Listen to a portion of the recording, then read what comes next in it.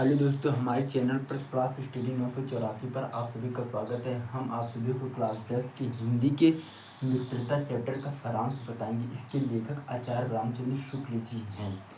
ये chapter exam की दृष्टि से इम्पॉर्टेंट है ही, लेकिन जीवन की दृष्टि से बहुत अमूल्य, इसका कुछ मूल्य नहीं है। देखिए, कबीरदास जी ने एक दोहा कहा है, कबीरा तन पंछी भया, जहाँ मन तहाँ उड़ जाई, जो जैसी संगत करी तो तैसी ही फल पाई। ये चैप्टर मित्रता हमें बताती है कि हमें मित्रता कैसी करनी चाहिए, कैसे मित्र होने चाहिए, ये सब हमें बताता है। ये बताता है कि जब मनुष्य किसी घोड़े या भैंस से उसको खरीदता है, गायों को खरीदता है, तो उसमें बहुत जांच पड़ताल करता है कि कहीं हमारे पैसों कहीं बर्बाद ना हो जाए। उसी प्रकार कभी भी लेखक भी हमें सचेत करता है कि मित्रता चुनने जाओ तो उसमें क्वालिटी देखो, क्या क्या गुण हैं, श्रेष्ठता के गुण देखो। यही हमें चैप्टर सिखाता है कि हमें अच्छे की संगत रहना चाहिए, क्योंकि संगत का गुप्त प्रभाव पूरा हमारे ऊपर पड़ता है। जो कबीरदास जी ने ही कहा है, जो जैसी संगत करता है वो वैसा ही फल पाता है। संगत का गुप्त प्रभाव हमारे ऊपर पड़ता ही है। वही कभी कहते हैं कि मित्रता, कहते हैं कि जब मनुष्य एकांत में कहीं शहर ओर जाता है तो मित्रता जब जाता है तो उसे मित्र चुनने में बहुत कठिनाई होती है। उसके हेलमेल के लोग बहुत, यदि वो एकांत में रहता है तो उसके हेलमेल के लोग जल्दी नहीं मिलते, लेकिन यदि एकांत में नहीं रहता है तो उसके हेलमेल के लोग जल्दी मिल जाते हैं और उसकी मित्रता धीरे धीरे यही मित्रता के रूप में परिवर्तित हो जाती है। इसलिए मित्रता अच्छे लोगों से ही करनी चाहिए, जिससे हमें, क्योंकि संगत का गुप्त प्रभाव, जैसे हम संगत रहेंगे वो जैसे जैसे आचरण करेगा उसका प्रभाव हमारे ऊपर पड़ता ही रहता है। इसलिए यदि आपको एक अच्छा मित्र मिल गया तो समझ लेना, जीवन का अच्छा साथी मिल गया तो जीवन अच्छे होता है और हमें कोई परेशानी नहीं होती है। यदि खराब मित्र है तो हम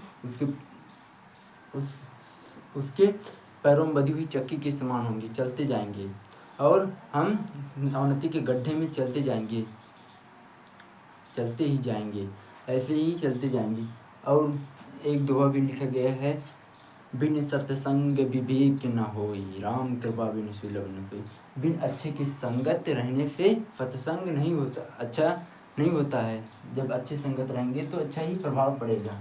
यही हमें आचार्य रामचंद्र शुक्ल जी बताते हैं।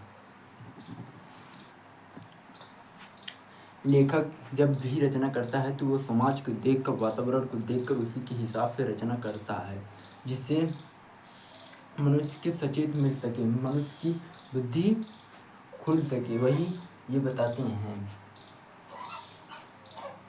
और रहीमदास जी ने भी एक दोहा है, कदली सीप भुजंग मुख स्वाति एक गुंतीन, जो जैसी संगत करी तो तैसी फल पाए। मतलब कि स्वाति का पानी जब बरसता है तो वो संगत के हिसाब से परिवर्तित होता है। जो श्रेष्ठता का संगत, जो श्रेष्ठ का संगत, जो जिसका संगत करता है उसी का ही, जैसे जब सर्फ के मुंह में जाता है तो वो विष बन जाता है। यदि मोती जो होता है कि अथुआ उसमें जाता है तो मणि बन जाता है, और यदि केले के मुंह में जाता है तो ऐसे ही उसी का संगत का ही असर होता है। ये सब संगत का ही प्रभाव होता है। संगत का हम हर जगह ही देख सकते हैं।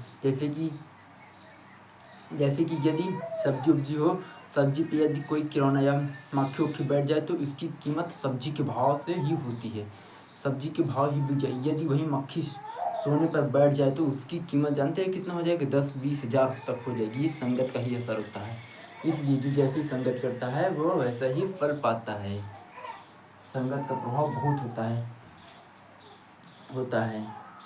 संगत का प्रभाव का ही ये सब कारण होता है।